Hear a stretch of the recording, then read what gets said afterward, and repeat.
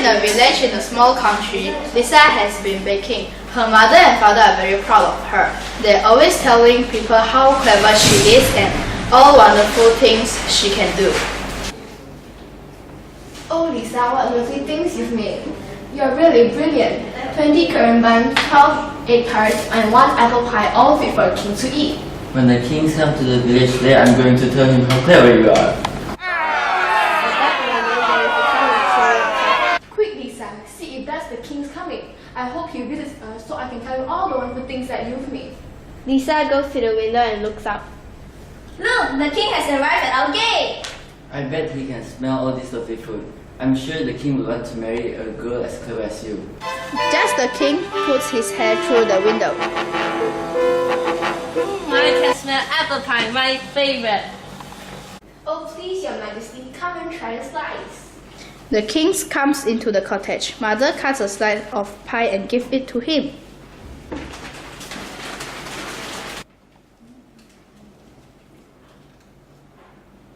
Scrumptious, delicious. The king licks his fingers. That's the best pie I ever tasted. Who made it? My daughter Lisa, she's the cleverest girl there ever was. The king starts to move to the door, but Lisa's mother takes hold of the king's arm. Now, before you rush off. Yes, do hang on, Your Majesty. And I'll tell you about Lisa. She can bake the tastiest pie in the world and weave the most beautiful clothes and spin the finest thread.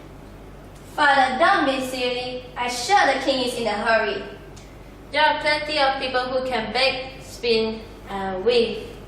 None of them are as clever as Lisa. She's so clever she can do anything at all. Father, don't be silly. Go on, your majesty, ask her.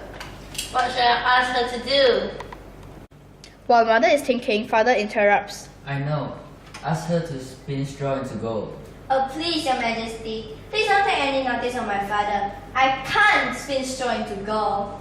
But Lisa, you're so clever you can probably spin straw into gold if you try. Lisa whispers to her mother. Mother, you know I can spin straw into gold. It doesn't seem very likely, but never mind. We can soon find out. My kingdom's not very rich, and I can do with some more gold. You can come back to the palace, and if you really can turn straw into gold, you will be well rewarded. But if not, I shall cut off your head. Lisa starts to cry. But your majesty, no one could spin straw into gold. Lisa's mother looks worried. She is beginning to regret what she and Lisa's father have told to the king. Please, your majesty, her father was only joking. Yes, I was only joking. The king isn't listening. He looks very stern. If you're telling the truth, she's nothing to fear. But if not, guards, take her to the palace.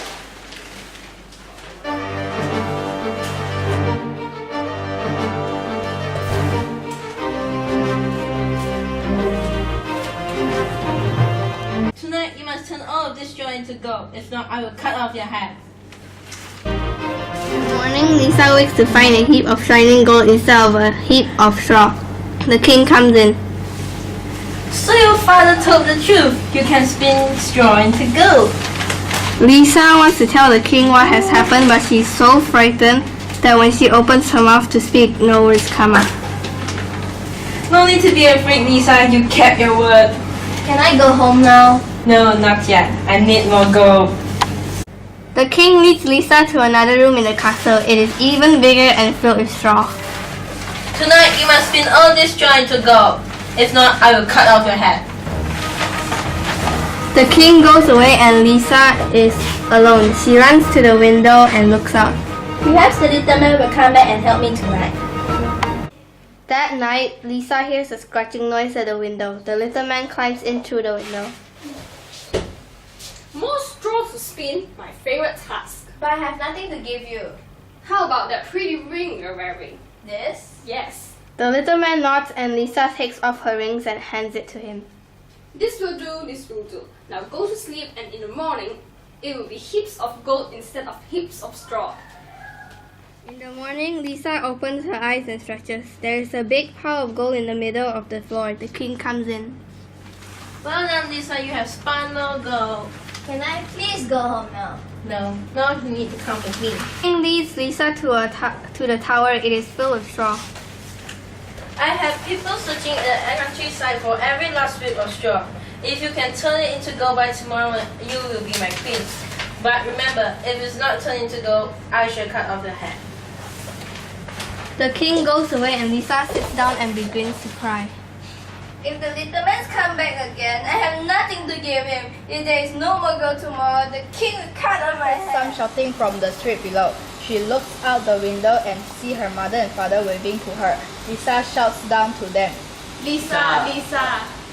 Father, why did you tell the king that I could spin straw into gold? But you spun straw into gold. We saw the soldiers taking it all the way in wheelbarrows.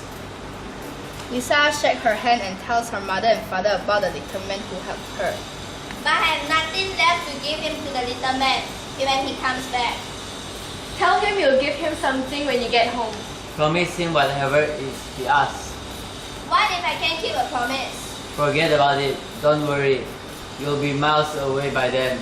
I hope you are right. I don't want to get into more trouble by now. That night, Lisa sits sadly on the floor, hoping to hear the scratching sound at the window. At last, she hears the little man climbing through the window.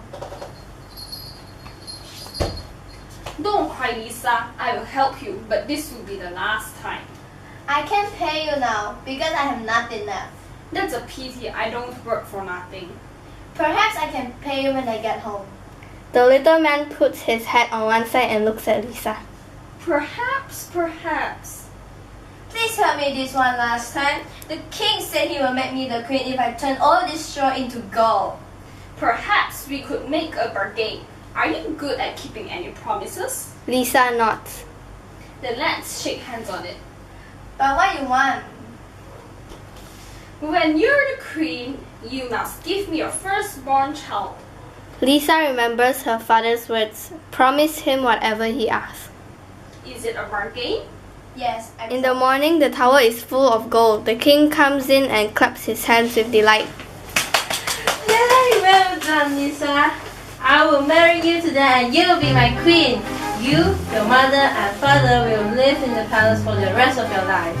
Lisa is so delighted that she forgets all about her promise to the little man. A year passes and the king and Lisa have a baby son. In the nursery, Lisa and her mother and father are playing with the baby. They are bending over the cot when the door springs open. It is the strange little man with the pointed nose. It's time to keep your promise, little queen. What promise? Your firstborn child you promised me. But that was a long time ago. This is the king's son. You can't take him away. Oh, I can't? Just wait and see. You can have as much gold as you want, but please leave my baby alone.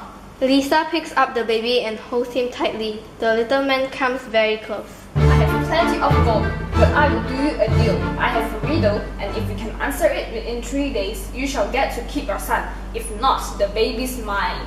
What is the riddle? Just tell me my name. Each day you can have 3 guesses. Lisa thinks hard. Is it John? Is it Samuel? Could it be Mark? Each time the little man shakes his head, then he laughs and stamps his feet on the ground and whirls out of the room. Oh, mother! How could we possibly get out his name? There are thousands to choose from. Oh, Lisa, it's all our fault. I'm sorry. The following day, Lisa is in the nursery holding the baby. The door opens and the little man dances into the room. Well, now have you guessed 3 days and 3 guesses on each day? The little man laughs, but his laugh is cruel. Is it Jonathan? It must be William. I bet it's something right out of the ordinary. Marmaduke. Wrong every time. And don't forget, you only got until tomorrow and the baby's mine. The little man whirls away, cackling with laughter. What can I do? How can I stop him? Leave it to father and me. We will follow him. He can't have gone far. It's dark and mother and father are in the woods. They have followed the little man. Mother hides behind a bush. Someone is singing. She sees the little man dancing around a small fire. Father creeps nearer. Wife and family I have none, but tomorrow I have the king's own son. Tricks and riddles are my game. Rumpelstiltskin is my name. Mother and father creep away without making a sound. The following day in the nursery, Lisa holds the baby. She and her mother and father wait for the little man to come back. The door flies open and the little man enters. He is grinning. Now then, my little queen, you have 3 guesses left. Is it Oliver or Jason? The little man laughs and reaches out to take the baby. Lisa shouts, I know! It's Rumpelstiltskin! No! You cheated! You cheated! You must have cheated! Go away, Rumpelstiltskin, and never come back! Rumpelstiltskin looks at Lisa and her mother. Then he looks at father. Then he stamps so hard on the floor that his foot goes right through it. He is so angry that he vanishes in a puff of smoke. Now my baby is safe. Oh, mother and father, how possibly can I thank you? You don't need to thank us, Lisa. If it wasn't for us, you wouldn't be in this mess. Yes, we've learned our lesson. We'll never boast about you again. Even if you are the best daughter in the world and we've got the best little grandson.